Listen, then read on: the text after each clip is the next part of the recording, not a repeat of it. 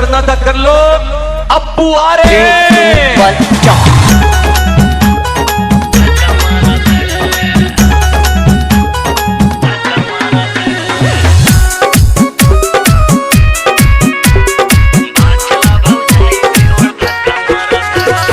DJ Asif भाई mixing master.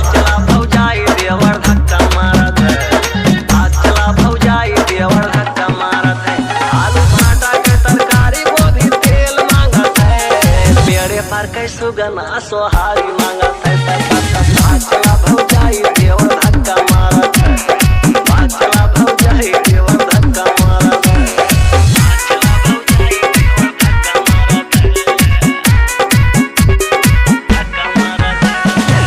Asif भाई गाँव तेरा खुर्द। सुंदर गोरिया साजो सिंगार मांगत है, अपने बाबू सोना के प्यार मांगत है,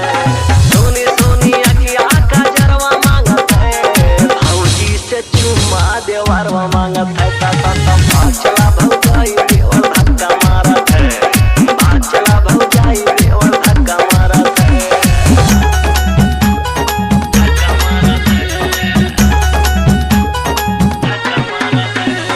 डीजे आसिफ भाई जिला बाराबंकी।